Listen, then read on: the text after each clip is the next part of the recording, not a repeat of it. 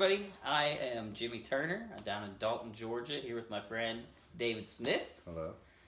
Me and David Smith go way back in YWAM, 17 years now. Man, we're getting old.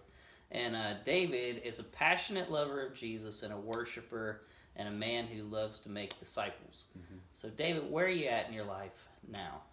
Currently, I live in Redding, California. I've been living there for about 3 years, and I'm working for a nonprofit organization called Compassion International. Awesome. And so, in that, you have got to study a lot and do a lot of training with discipleship. Mm-hmm. And what does discipleship mean to you? There's a lot of definitions, but what does it mean to you?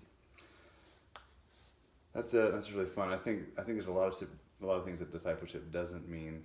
I think classically in the church we've talked about we've used discipleship as a way to control people, and so where I'm at in my journey of life is discipleship is the process of helping somebody walk in the freedom that we've been given by Christ.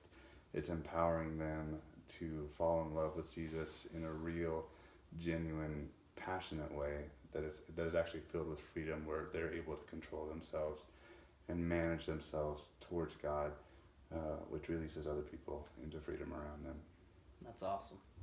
And so in this journey in your life, what are some practical tools that you can give somebody, just like a tool to how to practically disciple somebody in everyday life? Sure. I think there's actually some things that I do with various individuals that I'm kind of coaching, discipling right now, and some of them are super practical. Like, we work on a time budget, and so I think for those who want to be effective in their lives, knowing how to spend and invest your time is really important.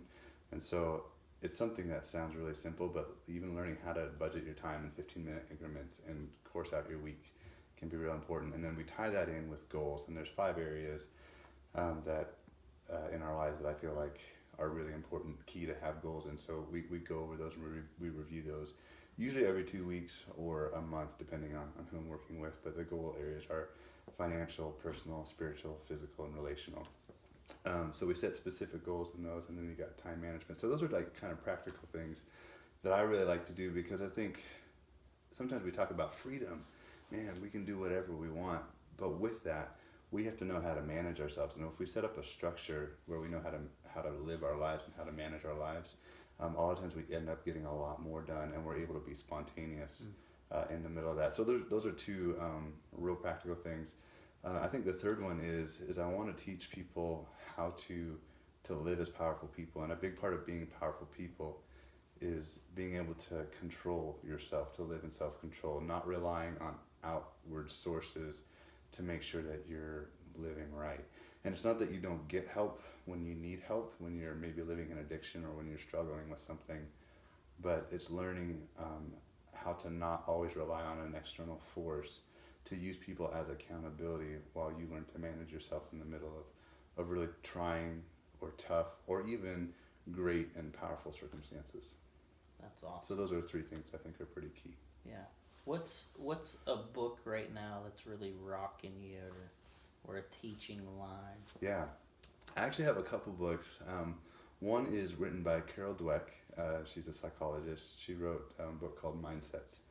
And that book has helped me a lot because we kind of get to a certain limit of where we can take ourselves unless old mindsets and thought patterns are broken.